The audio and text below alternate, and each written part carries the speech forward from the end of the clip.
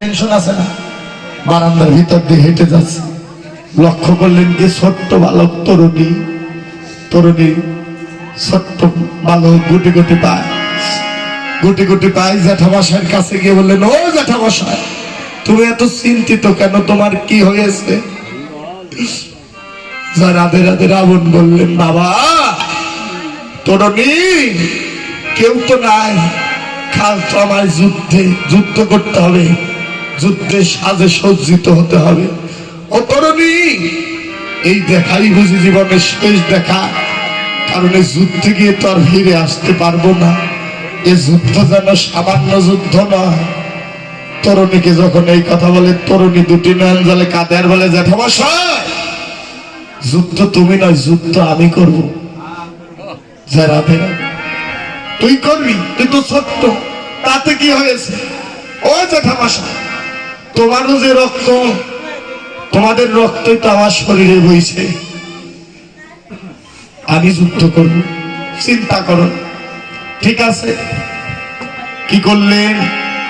তরুণী সেন গিয়ে যখন মাকে বললেন, মা, তরুণীর মাও ছিল রাম ভক্ত, মা বাবা, এই যে রাবণকে আমরা দুষ্ট বলি, রাবণের থেকে বড় বৈষ্ণব, বড় ভক্তের জগতে কয়জন আছে?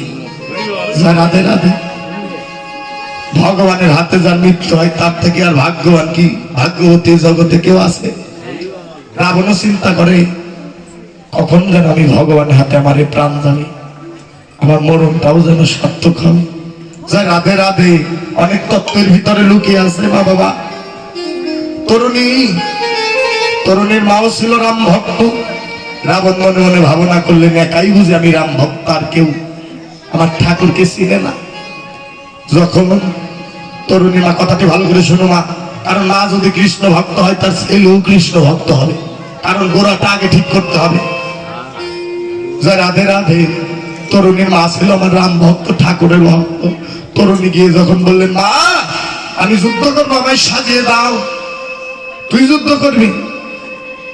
কারণ তরুণীর মা চিন্তা করে, তরুণী তো আমার পেকে গেছে, তরুণীও তো ভক্ত কম নয়, আমি তরুণীকে সাজিয়ে দিব, এমন সাজে সাজিয়ে দিব ভগবানের হাতে যেন তরুণীর যেন মৃত্যু হয়। মনে মনে ভাবনা, দিবে দিবে সাজিয়ে মৃত্যুর মুখে ঢেলে দিবে সন্তানকে। আর মা ছিল কৃষ্ণ ভক্ত, সেদিন তরুণীর মা চিন্তা করলেন, এই তো সুযোগ, আমার ছেলেও যেন আমার ঠাকুরের সেবায় লেগে যাবে। যা রাধে রাধে তাই কায়দা করে তরুণীকে মা সাজালেন, কেমন সাথে সজ্জিত করলেন, সর্ব অঙ্গে যেন রাম রাম লিখে দিলেন, রাম রাম লিখে দিলেন।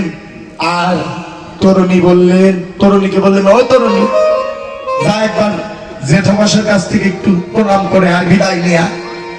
মা বাবা, কথাটি খুব মূল্যবান, ভালো করে শোনো। একটা গোপন কথা, তরুণী সেন গুটি পাই জ্যাঠামশাইয়ের কাছে গেলেন, ও জ্যাঠামশাই, আমায় বিদায় দিয়ে দাও, আমি যুদ্ধে যাব। রাবণ তরুণীর দিকে তাকিয়ে অবাক হয়ে গেল। ও তরুণী রে, বাবা, তোর সর্বাঙ্গে রাম রাম লেখায় এমন সাজে তোকে কে সাজিয়েছে? কথাটি ভালো করে শোনো, এমন সাজে তোকে কে সাজিয়েছে? সেদিন তরুণী বলেছিল, জ্যাঠামশাই, আমার মা আমাকে সাজিয়ে দিয়েছে। রাবণ চলে গেলেন। বর্তমান তো দেখবে ছোট ভাই বোকে আমরা কি বলি, বোন বলি, তাই না?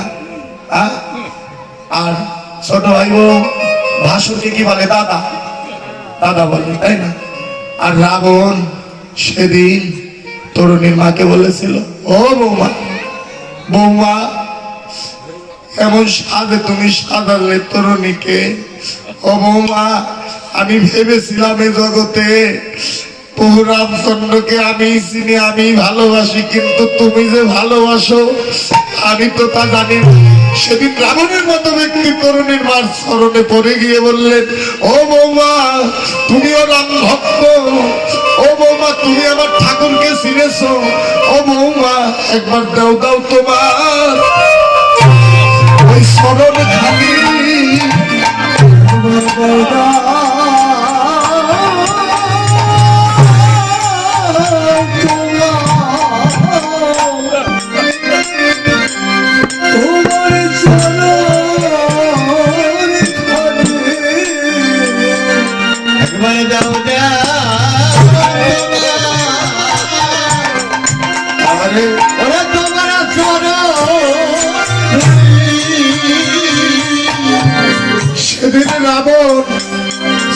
ভাই বোর স্মরণে যেন আসার খেয়ে পড়ে গেলেন আর বললেন ও বৌমা শুধু আমি নয় তুমিও আমার প্রভুকে চিনো। এই যে একটা গোপন কথা মা, সেদিন রাবণ বলেছিল তুমিও চিনো।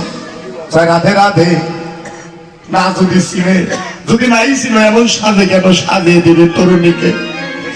ও তরুণী, আমার কাছ থেকে বিদায় নিতে হবে না, কারণ এমন রাম ভক্ত ঠাকুর ভক্ত মার যার ঘরে আছে তার কি আর আমার কাছ থেকে বিদায় নিতে হয়? তোর মায়ের কাছ থেকে বিদায় নিয়ে নে। মা বাবা কথাটি ভালো করে লক্ষ্য করো। তরুণী যখন মায়ের চরণে প্রণাম করে, কি বলে বিদায় দিল? আমরা হলে কি করতাম? যা যুক্ত করে ভালোভাবে ফিরে যেন আসতে পারিস। মা কথাটি ভালো করে শোনো, এই যে ভক্তের কথা, সেদিন তরুণীর মা তরুণীকে আশীর্বাদ করলেন, তরুণী তোকে আমি এই করি আসিস ভগবানের সঙ্গে যুক্ত করে, তুই যেন আর ফিরে না আসিস।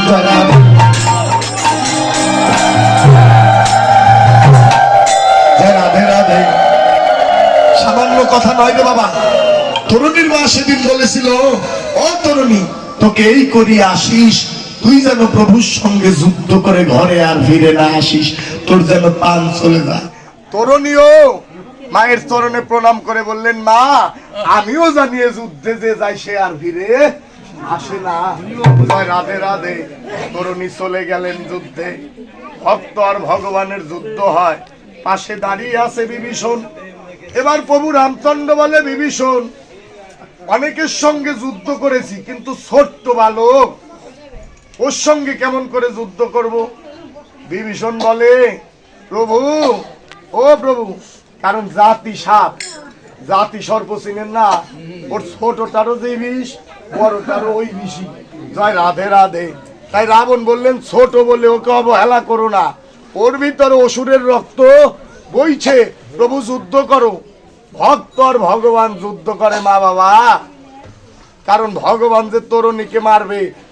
প্রথমে কথাটি বলিনি, আমি হতে আমার নাম বড়, নাম হতে ভক্ত বড়। ভগবানের থেকে ভগবানের নামটি হলো বড়। ভগবান যে বান মারবে, কোথায় মারবে? সর্বঙ্গেই তো রাম নাম লেখা। রাধে রাধে। ভগবানের জায়গা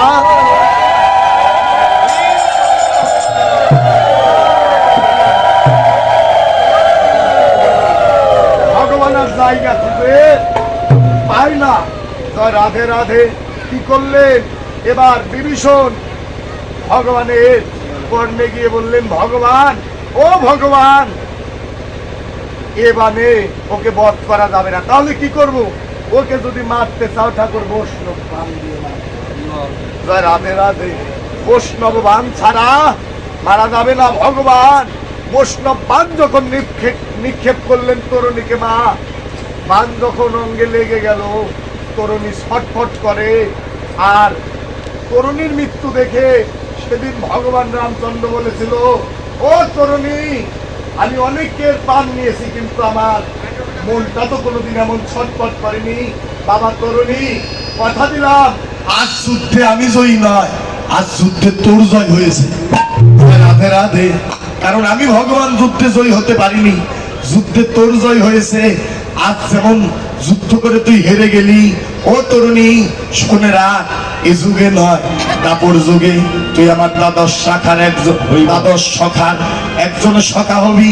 তুই হবি ভক্ত সুবল সখা, তোর সঙ্গে আমি খেলা করব সেই দিন খেলায়। আজ যেমন তুই আমার কাছে যুদ্ধে হেরে গেলি, সেদিন খেলা করব খেলায় আমি ভগবান সেদিন ভক্তের চরণে যেন হেরে যাবো। জয় রাধে।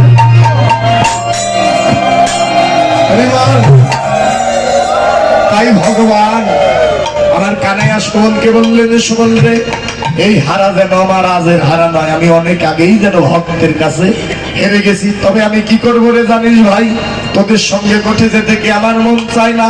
আমি মাথায় সোরাও বেঁধেছিলাম, ওরে কি করিব, ওরে করবো আমি কি করিব,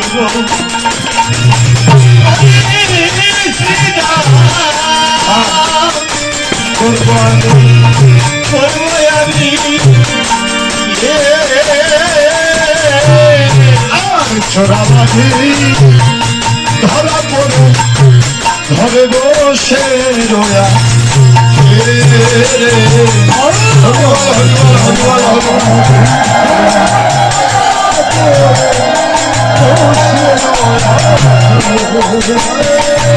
আমি ভাড়ার কাছে পড়েছি ভাড়ার কাছে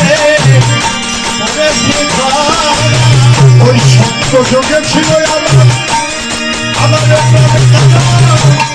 আমি ভাড়ার কাছে পড়েছি ধরা ছিল ধরার কাছে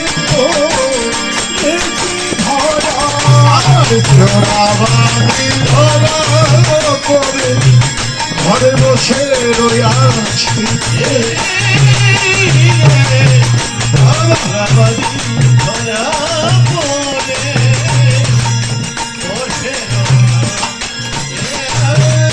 চোরাবাদী ধরা পড়ে ঘরে বসে রয়াছি।